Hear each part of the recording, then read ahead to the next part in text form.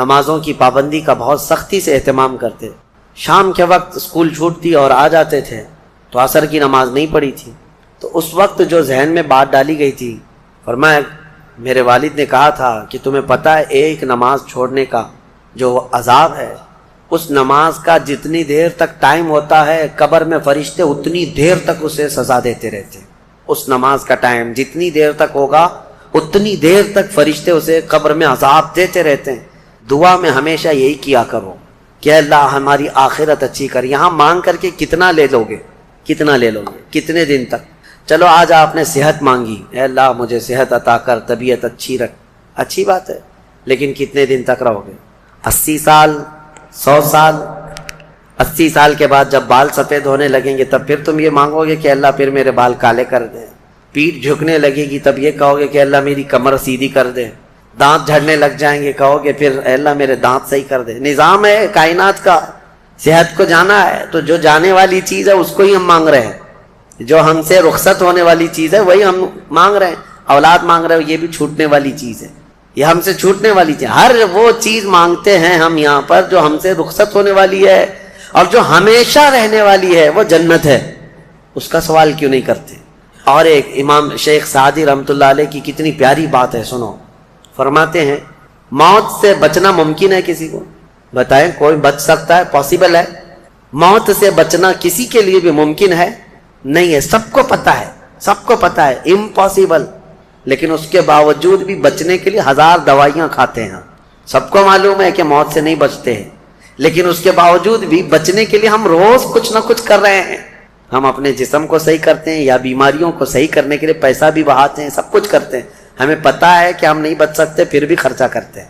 شیخ Saadi کی سوچ دیکھو، فرماتے اور انسان کو یہ پتہ ہے کہ جہنم سے بچنا ممکن ہے، موت سے بچنا تو ممکن نہیں، لیکن دوزخ سے بچنا ممکن ہے. کیا سب کے اوپر کمپلسری ہے جہنم میں جانا؟ نہیں. تو جس سے بچنا ممکن ہے اس کے لیے کوشش بھی نہیں کرتا، اور جس سے بچنا ممکن ہی نہیں اس کے لیے روز کوشش کرتا ہے. یہ کیسی سوچ ہے انسان کی؟ موت سے نہیں بچ سکتے، کوشش ٹھیک ہے تم دوائیاں کرتے رہو، لیکن کوشش یہ کرو کہ اللہ مجھے دوزخ سے بچا لے، مجھے آخرت کے عذاب سے بچا لے. میرے عزیزوں، ہمارا سارا نظام اسلام کا آخرت پر ٹکا ہوا ہے. اسی لیے رب تعالیٰ نے فرمایا من کان یرید حرث الآخرۃ نزد لہ فی حرثہ. ایک بات میں آپ کو بتا دوں، اگر اسلام سے آخرت کا کانسیپٹ نکال دیا جائے تو پورا دین کھوکھلا ہو جائے گا. یعنی پھر کس چیز کے لیے کر رہے ہو تم؟ نماز کیوں پڑھ رہے ہو؟ چوری سے کیوں بچتے ہو؟ شراب کیوں نہیں پیتے؟ ہر چیز کا تعلق تمہارا آخرت سے جڑا ہوا ہے، آخرت سے. کیوں؟ حساب ہوگا، پوچھا جائے گا. میری نمازیں بھی پوچھی جائیں گی، روزے بھی پوچھے جائیں گے. ہر چیز آخرت کے خوف سے ہم دنیا میں عمل کر رہے ہیں، اور اگر آخرت کا کانسیپٹ ختم ہو گیا تو وہی درندوں کی طرح سے ناچتے گھومتے رہیں گے. جیسے دوسری قوموں کو دیکھ رہے ہیں، ان کے ہاں کوئی تصور ہی نہیں آخرت کا. ان کا تو یہ ہے کہ اچھے کام کرو گے تو دوسرے جنم میں اچھا بن کے پیدا ہو جاؤ گے، برے کام کرو گے تو دوسرے جنم میں کتا بلی بن کے پیدا ہو جاؤ گے. بس اتنا ہی ہے، اس سے زیادہ نہیں ہے. پھر بھی کچھ لوگوں کے ہاں ہے سورگ اور نرگ کا، لیکن وہ بھی اتنا یقینی نہیں ہے، اتنا یقینی نہیں ہے جتنا تمہارے لیے ذہن میں یقینی جنت اور دوزخ کا تصور ہے. یہ دوسروں کے نہیں ہے. اسی لیے میرے عزیزو، آخرت کے تصور کو اتنا مضبوط بٹھاؤ، اتنا مضبوط بٹھاؤ. مجھے ایک بات یاد آتی ہے کہ ہمارے ایک بزرگ تھے، میرے بڑے دادا، اللہ ان کی تربت پر رحم فرمائے. پورے علاقے میں لوگ اس بات کے شاہد ہیں، جب بھی کوئی کچھ غلط کام کرتا یا چھوٹی بہت بھی چیز ہلکی نظر آتی ان کو، تو ڈانٹنے کے لیے سب سے پہلا جو جملہ وہ کہتے تھے وہ یہی کہتے تھے، کیا تجھے آخرت کا خوف نہیں ہے؟ آخرت سے نہیں ڈرتا؟ یہ ایک جملہ اکثر ہر کام پر، نماز کے سلسلے میں ہو یا کسی کو کہیں پر گپے لگاتے بیٹھے ہوئے دیکھتے تو یہ کہتے آخرت کا ڈر نہیں ہے. یہ ان بزرگوں کا شیوا رہا ہے، اولیاء اکرام کا طرہ امتیاز رہا ہے کہ وہ اپنے سارے اعمال آخرت کے خوف پر رکھے ہوئے ہیں. حضرت حاتم اعصم رضی اللہ تعالیٰ عنہ بڑے پائے کے بزرگ ہیں، فرماتے ہیں نماز جب پڑھتے تھے تو کہتے میرا تصور یہی ہوتا ہے، میرا تصور یہی ہوتا ہے کہ موت میرے گردن کے پیچھے، ملک الموت یہی ہے. یہ سوچتا ہوں کہ اب آخری نماز ہے، میری آخری نماز ہے، اور دونوں طرف میرے جہنم کے گڑھے ہیں، ادھر بھی ادھر بھی. میں اگر تھوڑا سا بھی ہل جاؤں تو ہو سکتا ہے ادھر کے گڑھے میں یا ادھر کے گڑھے میں، اور پیچھے ملک الموت ہے اور سامنے رضائے الہی ہے اور جنت ہے، میں بڑھنے کی کوشش کر رہا ہوں۔ اس تصور کے ساتھ وہ نماز پڑھتے تھے، اس تصور کے ساتھ، اور سجدے میں جاتے تو یہ کہتے کہ میرا آخری سجدہ ہوگا، ملک الموت پیچھے ہی کھڑا ہے میری گردن کے پاس، اور اگر میں تھوڑا بہت ہل گیا تو ادھر بھی دوزخ ہے ادھر بھی دوزخ ہے، سامنے کی طرف مجھے پورا تصور جمانا ہے، رضائے الہی ہے اور جنت میری یہاں ہے۔ تو ان کے سارے تصورات ہر کام میں آخرت پر ڈیپینڈ تھے۔ میرے عزیزو، آج لوگوں میں جو بد عملی آئی ہے اس کی ایک بڑی وجہ یہی ہے، ہمارے بچوں میں اور نوجوانوں میں آخرت کا ڈر کم ہو گیا، ڈر کم ہو گیا۔ یہ جتنے بھیانک گناہوں میں آج ملوث ہیں، ان کو ڈر نہیں ہے، ان کو خوف نہیں ہے۔ میں ایک بات بتاتا ہوں، پچھلے زمانے کی ایک بات ہے کہ ایک پرہیزگار شخص تھے، متقی تھے بنی اسرائیل میں، ایک خاتون جو فحش کاموں میں ملوث رہتی تھی، طوائف تھی یا جیسی بھی، وہ آئی اس عابد کے پاس، یہ پرہیزگار شخص تھا۔ یہ جب آئی تو کہا کہ رات گزارنے کے لیے میرے پاس کوئی ٹھکانہ نہیں ہے، باہر ٹھنڈی اور بارش ہے، مجھے تھوڑی سی جگہ دے دو۔ اس عابد نے رحم کھا کر اپنے گھر میں عورتوں کے رونے پر کبھی شیطان داخل ہو جاتا ہے، مدد کے لیے عورت رونا دھونا جب کرتی ہے تو اچھوں کا ایمان ختم ہو جاتا ہے۔ وہ عورت رونے لگی کہ میرا کوئی سہارا نہیں، بارش میں بھیگ جاؤں گی، میں تڑپ تڑپ کے ختم ہو جاؤں گی۔ اس عابد شب زندہ دار اس نے اپنے خانقاہ میں جگہ دی تھی۔ جب رات ہو گئی تو وہ عورت آئی اس کے سامنے آئی اور اوریانیت کے ساتھ عجیب و غریب حرکتیں کر کے اس کو گناہ پر ابھارنے لگی۔ وہ عابد تنہا تھا، وہ قریب آیا، اس کے بعد پوچھا کیا چاہتی ہے؟ کہا چل کوئی نہیں ہے رات میں، کوئی نہیں ہے، ہم لوگ اپنے جسموں کی سکون حاصل کر لیں۔ اس عابد نے کہا کہ ٹھیک ہے، میں اس سے پہلے تھوڑی دیر میں بھی آتا ہوں، خواہش ہے تیرے ساتھ آ جاتا ہوں، سوتا ہوں، لیکن اس سے پہلے میں دیکھتا ہوں۔ اس نے کیا کیا، گھر میں جو چراغ جل رہا تھا، بہت اس وقت مشال جلائے جاتے تھے، کرنٹ تو نہیں، لائٹ نہیں، مشال جو جلائے جاتے تھے، اس نے وہ مشال کو قریب کیا، پہلے اس میں اپنی انگلی لگایا تو چمڑی جل گئی، ہاتھ جھٹکنے لگا۔ وہ خاتون تیار کھڑی تھی، پوچھنے لگی کہ کیا کر رہا ہے؟ کہا رک جا دیکھ رہا ہوں۔ تھوڑی دیر کے بعد دوسری انگلی آگ میں لگایا، چمڑی جل گئی۔ پھر اس کے بعد وہ اسی طرح جلاتا رہا انگلی کو۔ اس خاتون نے پوچھا کہ کیا کر رہے ہو تم؟ اس عابد نے کہا میں دیکھ رہا ہوں، اس آگ کو میں برداشت کر سکتا ہوں تو پھر ٹھیک ہے، میں یہاں مزے بھی کر لوں گا، اس لیے کہ جہنم کی آگ اس سے 70 گنا زیادہ تیز ہے، میں نے سنا ہے، دیکھ رہا ہوں کہ یہاں کی آگ میں برداشت کر پاتا ہوں۔ 2 انگلیاں سامنے کیا، 3 انگلیاں کیا، 4 انگلیاں جب مشعل میں لگایا تو پورا چمڑا جل کر کے صرف انگلیوں کی ہڈیاں کالی ہو کر رہ گئی، ہاتھ پورا چمڑا لٹک گیا، پورا ختم ہو گیا، ہاتھ پورا جلا رہ گیا۔ وہ عورت چیخ مارنے لگ گئی کہ کیا کر رہا ہے، چمڑے کے جلنے کی بو آنے لگ گئی۔ اسی اثنا میں وہ عورت چیخ مار کر کے باہر نکلتی ہے کہ بچاؤ مجھے، بچاؤ، یہ پاگل ہو گیا، پاگل ہو گیا۔ بادشاہ کی پولیس وہاں سے گزر رہی تھی، آئی اور اس نے پوچھا کہ کیا ہوا ہے؟ کہا کہ اس عابد نے میری عزت پر حملہ کر دیا۔ تو پولیس اندر گھس گئی، دیکھا تو یہ بیٹھا ہوا تھا، اب آؤ دیکھا نہ تاؤ، حملہ کر دیا اس پر۔ لوگوں کو باہر پتہ چل گیا کہ ایسا ایسا ہوا ہے، ایک عورت آئی تھی اور اس پر عابد رات کو تنہائی میں اس کے ساتھ منہ کالا کر رہا تھا۔ تو لوگوں نے مارنا شروع کیا، اتنا مارا کہ وہ عابد مر گیا، انتقال ہو گیا، ختم ہو گیا۔ اب مسئلہ یہ ہے کہ اب لوگوں میں یہ بات پھیل گئی کہ اتنے سالوں جس کو ہم نے عبادت میں دیکھا تھا، وہ ایک عورت کے چکر میں آخری وقت بہک گیا اور منہ کالا کر لیا۔ اب اس کے بعد اس کو اٹھاتے ہیں، اٹھا کر کے قبرستان میں جب دفن کرنے کے لیے رکھا گیا، قبر میں جیسی رکھتے ہیں، اس قبر میں تیز خوشبو بھر چکی ہے، ہر جگہ سے خوشبو کے جھونکے آ رہے ہیں۔ لوگوں نے کہا یہ بدکار آدمی کی قبر میں اتنی خوشبو کہاں سے آ رہی؟ اس کو دفن کر دیا اور یہ بات مشہور ہونے لگ گئی۔ بادشاہ خود بھی آیا، پوچھا یہ کیا مسئلہ کیا ہے؟ تو لوگوں کو جب یہ بات سمجھ میں نہیں آئی تو علماء کو بلایا گیا اور پوچھا گیا کہ کیا مسئلہ ہے؟ کہا گیا کہ یہ بدکار نہیں ہو سکتا، یہ اللہ کی رضا میں انتقال کیا ہے۔ اس خاتون کو پکڑ کر لایا گیا، پوچھا گیا کہ کیا کیا معاملہ ہوا تھا، سچ بتا۔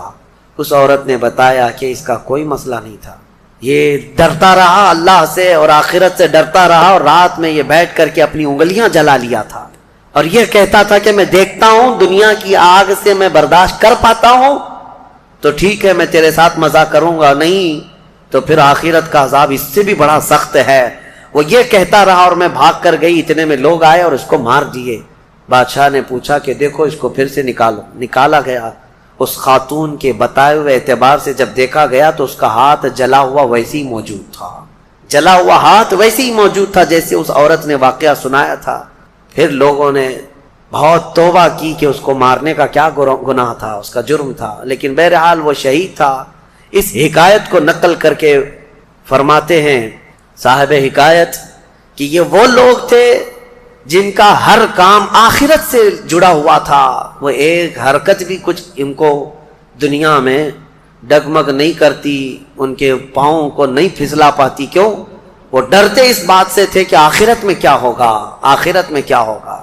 میرے عزیزو، میں آپ کو بتاؤں زنا کی جو سزا ہم نے بتائی تھی، اس سے قبل بھی میں نے بتایا، کوڑے مار دیے جائیں 100 یا سنسار کر دیے جائیں، یہ آخرت میں دی جانے والی سزا کا 100واں حصہ ہے، اس سے 100 گنا زیادہ سزا وہاں پر قیامت میں۔ تو پھر وہ کیسی ہوگی سزا؟ پھر 100 گنا زیادہ سزا کیا ہے؟ اسی لیے فرمایا گیا جہنم کا ہلکا عذاب۔ پوچھا گیا حضور سے سب سے کم عذاب کیا ہوگا، سب سے کم کسی کو عذاب دیا جائے گا اگر دوزخ میں تو کیا ہوگا؟ فرمایا گیا کہ اس کو آگ کی جوتیاں پہنائی جائیں گی جس کی گرمی سے اس کا بھیجا پک کر کے ابل رہا ہوگا۔ یہ سب سے ہلکا عذاب ہے دوزخ کا۔ پھر جہاں اللہ نے عذاب علیم کہا، عذاب عظیم کہا، عذاب مہین کہا، دردناک عذاب، بڑا عذاب، ذلت والا عذاب، تو پھر وہ کیسا ہوگا؟ بہرحال خلاصہ کلام میرا یہ ہے، آج ہم نے تلاوت میں یہی پایا کہ اے لوگوں تم آخرت کے تصور پہ جیتے رہو، دنیا فانی ہے، دنیا فانی ہے، حساب کا ایک دن آئے گا۔ فَمَن يَعْمَلْ مِثْقَالَ ذَرَّةٍ خَيْرًا يَرَهُ وَمَن يَعْمَلْ مِثْقَالَ ذَرَّةٍ شَرًّا يَرَهُ۔ اللہ فرماتا ہے جس نے رائی کے دانے کے برابر نیکی کی وہ بھی دیکھے گا قیامت کے دن، اور جس نے رائی کے دانے کے برابر برائی کی وہ بھی قیامت کے دن دیکھے گا۔ آخرت آخرت آخرت، اپنے بچوں میں بھی ڈر اسی بات کا ڈالو کہ اللہ کریم کے ہاں حساب ہونا ہے، اللہ کے ہاں حساب ہونا ہے۔ آپ کو بتائیں وہ صحابی رسول جو گھر فجر کی نماز دوڑ کر کے چلے جاتے تھے، حضور کے پیچھے نماز پڑھتے تھے، کیوں؟ صحابہ اکرام نے ان کی شکایت کی تھی کہ یا رسول اللہ یہ نماز پڑھ کے اتنی تیزی سے بھاگ جاتے ہیں۔ حضور نے ان سے کہا پوچھو، ایک دن پکڑو۔ ایک دن انہیں روک لیا گیا، پوچھا گیا کیوں اتنی جلدی چلے جاتے ہو؟ انہوں نے کہا میرا پڑوسی ایک یہودی ہے، اس کے آنگن میں کھجور کا ایک درخت ہے اور اس کے شاخیں میرے آنگن میں بھی آئی ہیں، پکی کھجوریں صبح صبح گر جاتی ہیں آنگن میں، میرے بچے اٹھ جائیں تو کہیں وہ کھجوریں اٹھا کر کھا نہ لیں، اس لیے میں جلدی چلا جاتا ہوں کہ وہ کھجوریں جمع کر کے میں اپنے پڑوسی کو دے دوں۔ یہ آخرت کا ڈر ہے، یہ آخرت کا خوف ہے۔ عزیزان گرامی اوقات، اپنے بچوں کو اس بات کا ڈر ڈالو۔ ایک بار حضور پاک صلی اللہ تعالیٰ علیہ وسلم کی بارگاہ میں صدقے کی کھجوریں آئی تھی۔ حضرت امام حسن اور امام حسین چھوٹے تھے، بہت بچپنا تھا، کھجوریں اٹھا کر کے وہ بچے کھا رہے تھے، نواسا رسول اللہ کے نواسے، کل کائنات جن کے قدموں میں۔ لیکن نبی پاک صلی اللہ تعالیٰ علیہ وسلم جلدی سے تشریف لائے، صدقہ آل محمد کے لیے حرام ہے۔ انگلی حلق میں ڈال کر کے میرے آقا نے پورا نکال دیا، کہا کخ کخ، کھانسو اور کھانس کھانس کر کے نکال لو۔ حدیث پاک کے الفاظ ہیں، حضرت حسنین کریمین کے حلق میں سے حضور صلی اللہ علیہ وسلم نے آخری ذرہ تک نکالا کہ تمہارے حلق میں کوئی حرام چیز نہیں جائے۔ آخرت کا ڈر تھا، یہ آخرت کا خوف ہے۔ جو چاہے چبا لے، جو چاہے بھر لے۔ اپنے بچوں کی تربیت بھی اسی انداز سے کرو کہ اللہ کے ہاں حساب ہونا ہے، اللہ کے ہاں حساب ہونا ہے۔ بچپن میں جتنا تم آخرت کا تصور اپنے بچوں میں ڈالتے جاؤ گے، جوانی میں یہ اللہ کا خوف ایسے ہی رکھیں گے۔ الحمدللہ آج مجھے فخر ہوتا ہے، کچھ نوجوان آتے ہیں اس بات کا سوال کرتے بھی ہیں کہ ان کی نوکری میں فلاں چیز ہوتی ہے، یہ میرے لیے حلال ہے یا نہیں؟ ورنہ آج کے اس پرفتن دور میں کون پوچھنے والا ہے؟ کون پوچھتا ہے؟ کیا ہمارے ڈیوٹی ایسی، ہماری جاب ایسی ہے، ہمیں بتائیں کہ یہ حلال کام کر رہا ہوں یا حرام کام کر رہا ہوں۔ اگر انہیں لگتا ہے شبہ ہے تو وہ نوکریاں بھی چھوڑ دیتے ہیں، نوکریاں بھی چھوڑ دیتے ہیں۔ ایسے بہت سارے نوجوان الحمدللہ۔ یہ ہوتا ہے آخرت کا خوف جب سوار ہو جائے ذہن میں، تو اسے خود بخود یہ فکر ہی سیدھا کر دیتی ہے، کسی اور کی تقریر کی بھی ضرورت نہیں۔ آخرت کا خوف جب ذہن میں آ جائے تو اس کو خود بخود یہ چیز صحیح کر دیتی ہے۔ مجھے یاد ہے، بہت چھوٹی عمر ہوگی میری، اسکول جب جاتے، پہلی جماعت میں بھی نہیں، چھوٹی سی جماعت میں، نمازوں کی پابندی کا الحمدللہ ہمارے گھر میں بڑا اہتمام تھا۔ میرے والد گرامی عالم دین، بڑے نمازوں کی پابندی کا بہت سختی سے اہتمام کرتے۔ شام کے وقت اسکول چھوٹتی اور آ جاتے تھے تو عصر کی نماز نہیں پڑھی تھی، تو اس وقت جو ذہن میں بات ڈالی گئی تھی، فرمایا میرے والد نے کہا تھا کہ تمہیں پتہ ہے ایک نماز چھوڑنے کا جو عذاب ہے، اس نماز کا جتنی دیر تک ٹائم ہوتا ہے قبر میں فرشتے اتنی دیر تک اسے سزا دیتے رہتے ہیں۔ اس نماز کا ٹائم جتنی دیر تک ہوگا اتنی دیر تک فرشتے اسے قبر میں عذاب دیتے رہتے ہیں، سخت ترین عذاب دیتے ہیں۔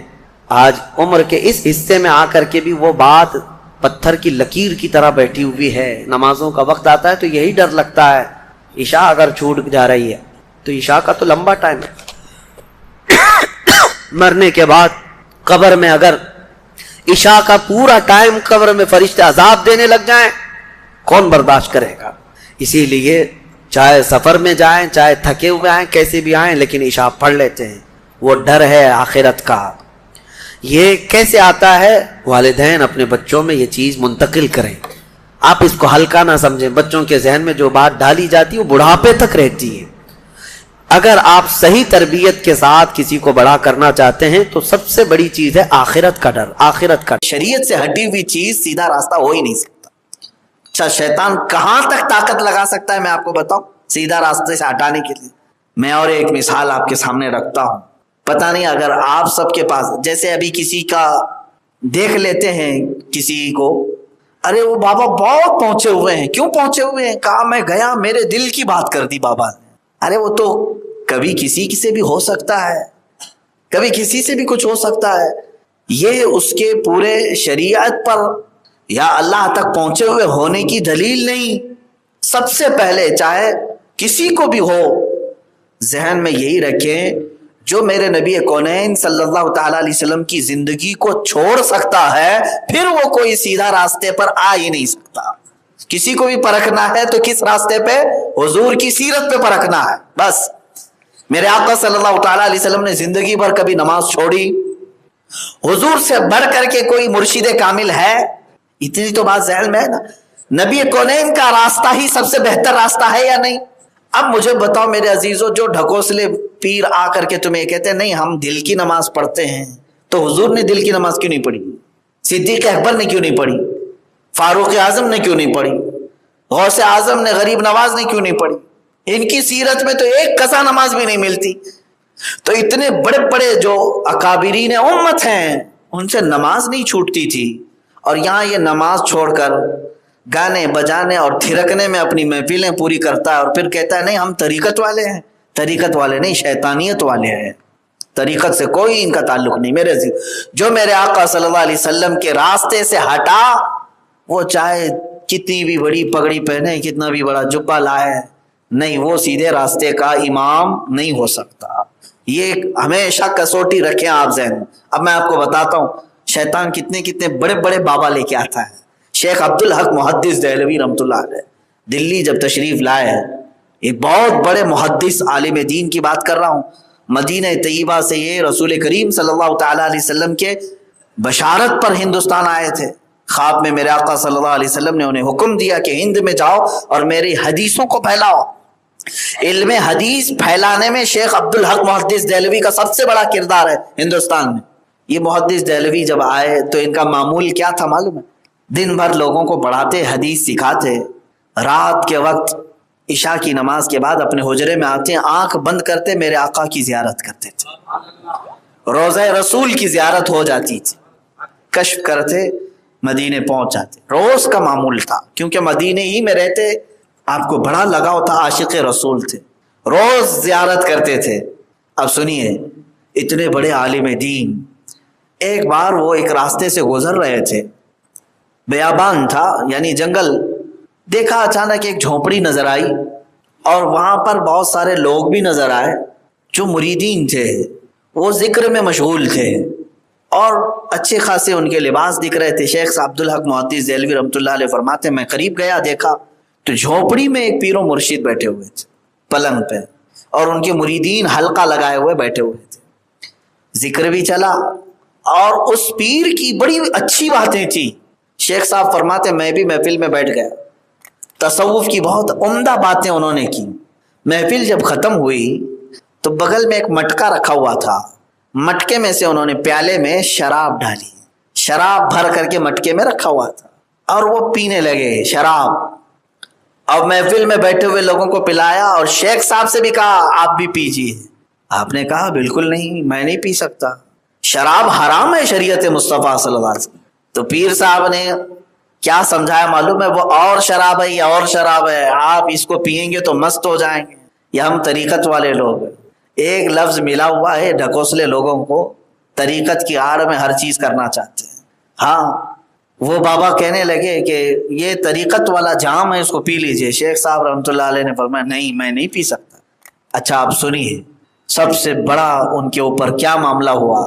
2-3 بار پیش کرنے پر شیخ صاحب نے نہیں پیا تو سیدھے بابا نے کیا کہا معلوم ہے, اے عبدالحق محدث دہلوی, آپ جو روزانہ شام کو رات کو دیدار کرتے ہو مدینے کا وہ میں بند کرا دوں گا. یہ کیسے معلوم ہوا بابا کو؟ شیخ عبدالحق محدث دہلوی فرماتے یہ میرا راز تھا, میں حضور پاک صلی اللہ علیہ وسلم کی بارگاہ میں حاضری دیتا, تنہائی میں مراقبے میں آنکھ بند کرتا اور پہنچ جاتا. یہ بابا کو کیسے معلوم؟ جو میری رات کی محفلوں کو جانتا ہے تو پھر کتنا پہنچا ہوا ہوگا. ایک طرف یہ معاملہ ہے اور دوسری طرف شراب کا پیالہ ہے. ایسے میں عام آدمی ہو تو یہ تو پتہ نہیں بھر بھر کے مٹکے پی کر کے آ جائے. بابا نے تو اتنی بڑی بات کہہ دی جو آج تک میری بیوی کو بھی نہیں معلوم تھی. تو اب یہ جو دے رہے ہیں وہ سب پی لو, جو دے رہے ہیں پی لو. میرے عزیزو, وہ میرے پیدائش سے لے کر میرے موت تک کی بھی خبریں دے دے تو بھی شریعت محمدیہ شریعت ہے, نہیں آپ استعمال نہیں کر سکتے. مثال میں آپ کو یہ بھی بتا دوں, میرا ہاتھ چر گیا, خون کا فوارہ جاری ہوا, کوئی بابا آیا ہاتھ مارا, چمڑی پوری پیک ہو گئی, خون بند ہو گیا. وہ اگر اس کے بدلے میں کہہ دے 1 کپ شراب پی لو, ہرگز نہیں میرے عزیزو. وہ میری گردن کاٹ کر کے دوبارہ بٹھا کے دکھا دے تب بھی میں شراب کا 1 پیالہ نہیں پیوں گا. کیوں؟ ہمارے لیے یہ شعبدہ بازی جادوگری یہ معیار نہیں, ہمارے لیے شریعت مصطفیٰ معیار. میرے آقا صلی اللہ تعالی علیہ وسلم کی شریعت سے ہم 1 قدم بھی کبھی کسی وقت میں نہیں ہٹیں. لیکن یہاں شیخ صاحب کے لیے بڑا مسئلہ تھا, سوچ رہے تھے یہ دلیلیں بھی دے رہا ہے کہ یہ وہ شراب نہیں ہے, جام ہے, فلاں ہے, پیوں کہ نہیں پیوں, کشمکش میں آ گئے. اگر یہ آدمی غلط ہے تو پھر میری رات کی محفل کے بارے میں جانتا کیسے, میرے مراقبے کو پہچانتا؟ اس کشمکش میں لڑتے رہے کافی دیر تک, جھنجھلا کر کے اٹھ گئے, جو ہوگا دیکھا جائے گا, آج تو نہیں پیوں گا, پھر دیکھ لوں گا. اٹھ کر کے چلے گئے. اب سنیے, واپس آئے, شام تک یہی ٹینشن رہا. رات کے وقت جب عشاء کے بعد آپ اپنے شاگردوں کی محفل سے ختم ہوئے, مراقبہ کرتے, آنکھ بند کرتے, حضور پاک صلی اللہ تعالی علیہ وسلم کے روضے کے قریب تصور میں جب جاتے تو دیکھا کہ حضور کے روضے کے باہر وہی بابا کھڑا ہوا ہے. تصور کی بات ہے, وہ بابا کھڑا ہے اور دروازہ بند ہے, اس کے آگے کا کچھ نہیں دکھتا, نہ حضور دکھتے ہیں نہ روضہ رسول دکھتا ہے. اب تو اور زیادہ یقین ہونا چاہیے. اس نے صرف اٹکل پچھو مارا نہیں, یہاں تو تصور میں آ کر کے دکھا بھی دیا. اس پوری رات نہ وہ روضہ رسول کی زیارت کر سکے نہ میرے آقا کی بارگاہ میں پیش ہو سکے. رات گزار تھی. دوسرے دن ان کو بہت فکر لائی, کوئی کیا کروں. سوچا کہ آج کا دن گزار لیتا ہوں, کل شاید ہو سکتا ہے میرا وسوسہ ہو. دوسرے دن پھر رات کو مراقبہ کیا, پھر ویسے ہی ہوا. وہ جو جنگلی بابا تھا وہ کھڑا ہوا تھا اور وہ کہتا تھا کہ تو جب تک میرے ہاتھ سے یہ پیالہ نہیں پیے گا میں تجھے یہاں کی زیارت ہونے نہیں دوں گا. دوسرا دن بھی گزر گیا. تیسرے دن یہ گئے نہیں اس جنگل کی طرف. سوچتے ہیں کہ اگر آج بھی ایسا ہو گیا تو پھر اب تک میں جو شریعت پر چل رہا تھا اس کا کیا ہے. شیخ عبدالحق محدث دہلوی نے ہمیں ایک بہت بڑا میسج دیا. ایسے موقعوں پر کرنا کیا چاہیے. حق و باطل کو پہچاننے میں اگر دشواری آ رہی ہو, دقت آ رہی ہو, اس کو پکڑوں کہ اس کو پکڑوں, کیا دیکھوں؟ ایسے وقت میں کرنا کیا چاہیے؟ تیسری رات آپ عشاء کے بعد وضو کر کے بیٹھے، ان کو معلوم تھا کہ آج بھی یہ بابا رہے گا اور مجھے زیارت کرنے نہیں دے گا، صرف اس کی شکل نظر آئے اور کچھ نظر نہ آئے۔ تیسرے دن آپ نے کچھ نہیں کیا، مصلی بچھا اور کھڑے ہو گئے، بیٹھ گئے، مراقبہ کرتے سیدھے رسول پاک کو پکارا، اے اللہ کے نبی صلی اللہ تعالی علیہ وسلم، بہت دیر ہو گئی، اگر میں حق پر ہوں تو واضح فرما دیں، اگر وہ حق پر ہے تو واضح فرما دیں، اس کے بعد اب میں کسی اور سے فیصلہ لینا ہی نہیں چاہتا۔ ایسے معاملات میں ڈائریکٹ کس کو پکارا جائے گا؟ رسول پاک، سپریم وہی ہے۔ وہیں سے آواز، اتنی بات شیخ عبدالحق محدث دہلوی نے کہی، اچانک روضہ رسول سے آواز آئی، اخرج یا کلب، اے کتے باہر نکل جا۔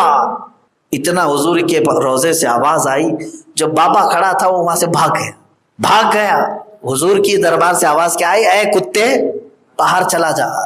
اور پھر روضہ رسول کی زیارت ہوئی اور میرے آقا کی بھی زیارت ہوئی۔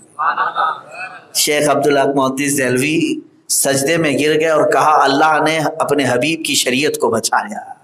اب سنیے، اس کے بعد دوسرے دن یہ اٹھے، دل کا اطمینان ہو گیا، سوچا کہ اس کے پاس جاؤں کہ نہیں جاؤں، دیکھوں کہ نہیں دیکھوں، کہا دیکھ لیتا ہوں۔ اس نے کہا تھا زیارت ہونے نہیں دوں گا، لیکن میں تو زیارت کر لیا، 2 دن تو نہیں دیا، تیسرے دن تو ہو گئی۔ اب یہ اس راستے پر گئے تو دیکھا وہاں پر جھوپڑی ٹوٹی ہوئی ہے، مرید بکھرے پڑے ہیں، کپڑے بٹے ہیں، کوئی نہیں دکھ رہا ہے۔ یہ گئے، جا کر کے جلدی سے ان لوگوں کو اٹھا، کہا کہاں ہے پیر صاحب، کہاں گئے بابا؟ تو لوگ سب بچھک کر کے اٹھے اور کہا کہ کیا بتائیں، عجیب سا ہو گیا۔ کہا کیا؟ کل کی رات ہم سب بیٹھے ہوئے تھے، بابا ہمارے آنکھ بند کر کے بیٹھے ہوئے تھے، کچھ کر رہے تھے، عمل کر رہے تھے، اچانک ہماری جھونپڑی میں ایک زلزلہ، طوفان جیسی ہوا آئی اور ہمارے بابا کتا بن گئے اور ہماری جھونپڑی سے کتا بن کر کے نکل گئے۔ شیخ عبدالحق محدث دہلوی نے فرمایا، تمہارے بابا بنے نہیں، ہمارے مرشد نے انہیں بنایا۔ یہ رسول پاک صلی اللہ تعالی علیہ وسلم کی ایک نگاہ تھی جو اپنوں کو بچایا اور باطل کو ان کا مقام دکھایا۔ ہر آدمی اپنے مقام پر آئے گا میرے عزیزو، بس یہ ہے کہ تمہارا امتحان ہوگا کہ کہیں تم اس طرح سے ایسے چکما دکھانے والے، چکا چوند دکھانے والوں کے پیچھے پڑ کر کے میرے نبی کی شریعت کو چھوڑتے ہو یا پھر اس پر قائم رہتے ہو، یہ دیکھا جائے گا۔ تو وہ کیا تھا بابا؟ وہ کون تھا؟ کوئی بابا نہیں، کسی سلسلے کا نہیں، وہ شیطان تھا۔